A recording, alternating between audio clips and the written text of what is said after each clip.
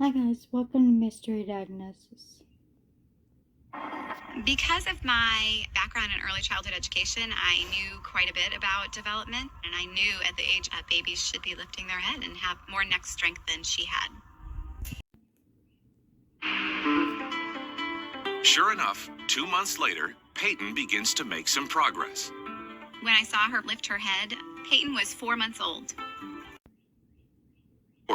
At 6 months old, Peyton still can't sit up. Able to sit on her own, she's struggling to hold herself up. Unlike toddlers who are constantly on the go, Peyton doesn't seem to have the strength to move on her own. 14 or 15 months old, Peyton was still not walking. She was trying to stand up on her own, but at that age, if you looked at other children, they were already walking, and some were running at that point. Right. I had this fear that I was going to be carrying her or really helping her into kindergarten. Peyton was around 22 months old when she finally took her first steps. I'll never forget that day. We were very overjoyed. She took about 3 steps across the room from one of us to the other. She was very wobbly. Her gait was very wide, but you could see the smile on her face and she was able to do it. It was a big day. I felt like this was another milestone where she'd start catching up with other kids. While Amanda is playing with Peyton, a terrifying new symptom suddenly sets in. She was reaching for a stuffed animal and her hand just had a slight tremor to it. She runs a battery of tests to see how well Peyton's nerves are communicating with her muscles, and quickly reaches a conclusion. When Peyton's nerve conduction results came back that there were some abnormalities in her nerves, we finally felt we were getting some answers to what was going on with her. Diagnosis was that this was CIDP. CIDP, or chronic inflammatory demyelinating polyneuropathy, is a rare neurological disorder in which the immune system attacks the nerves, causing muscle weakness, especially in the arms and legs. Luckily, it can be treated. Most people are pretty happy when I diagnose them with CIDP because it has a really good chance of being treated. Most children respond to one of the medicines. Even if they're not completely cured, they're made markedly better. To do muscle tests on Peyton to see how her progression was. If she had CIDP, I would have liked to have seen a change even by 1 or 2 months. But virtually every child who's going to respond would have responded by 6 months, and Peyton did not. To do muscle tests on Peyton to see how her progression was. If she had CIDP, I would have liked to have seen a change even by 1 or 2 months. But virtually every child who's going to respond would have responded by 6 months, and Peyton did not. Did not have CIDP. Had CMT, or Charcot Marie tooth disease. Charcot Marie tooth disease is a genetic condition that affects the nerves. In a healthy individual, nerves are surrounded by a substance called myelin, which helps transmit vital information to the body, including the muscles. But in patients like Peyton, for some unknown reason, the myelin does not form properly, and the nerves get damaged. Essentially, they are unable to send proper signals to the muscles. As a result, patients lose control of their movements. CMT is a disorder of nerve. There are many forms. Nerves are like telephone wires that go all the way out to your fingers and all the way out to your toes. And it tends to affect the nerves furthest away first. We have no cure for CMT. Unfortunately, the disease is usually progressive. As her nerves become more damaged, Peyton will increasingly lose control over her body.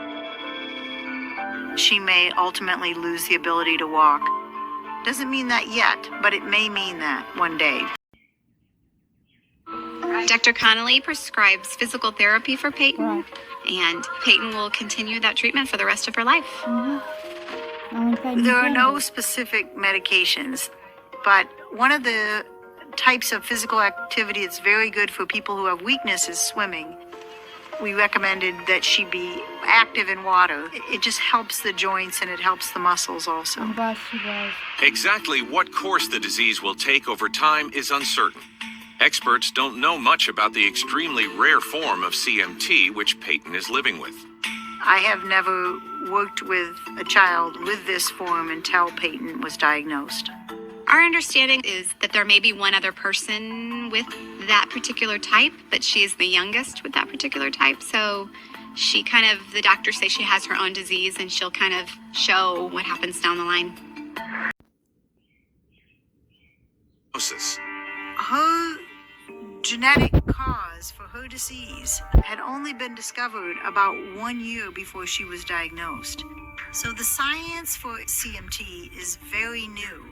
And it was simply not possible when Peyton was an infant to make that specific diagnosis. Over the past 2 years, debilitating pain and swelling that seem to defy diagnosis have turned Pam Donner's life into a living nightmare. And now she's developed more than 30 inexplicable nodules. Multicentric reticulohistiocytosis. Being a new dermatologist, I thought it was a good idea. I showed her the nodules on my forehead, behind my ears, on my hands.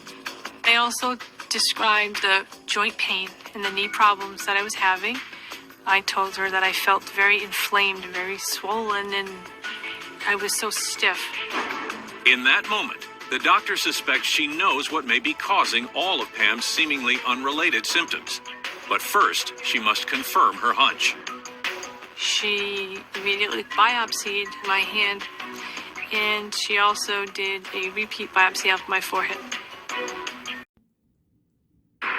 Multicentric reticulohistiocytosis, or MRH.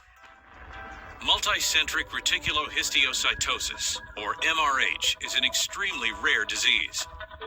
In healthy individuals, histiocytes, a type of immune cell, remove toxins and release chemical agents called cytokines, which play an important role in inflammatory processes and bone growth. But in patients like Pam, the body produces too many histiocytes, which in turn send out a disproportionate amount of cytokines, ultimately attacking the joints. The cause of MRH is unknown. About 25% of patients may develop a malignant tumor. What broke me was the risk of cancer. I was so grateful that they didn't find cancer. And fortunately, while there is no cure, there are effective therapies for MRH. Pam's treatment options include an autoimmune suppressant to help decrease the number of histiocytes that are proliferating. Oral steroids can also be helpful with the anti-inflammatory function, and ibuprofen can help for the actual joint pain and inflammation. One day, Pam may be symptom-free. MRH patients may undergo remission at about 8 years. If patients do undergo remission, their skin lesions will resolve. The joints will not get worse, but any joint destruction that has already happened will persist. I was very hopeful. Today, Pam is living an active, healthy, and very full life. I'm doing great. I think Pam's in remarkable shape. She has less pain. She can ride bikes again. So that was something that would have been unthinkable only a couple of years ago. I'll leave the video here.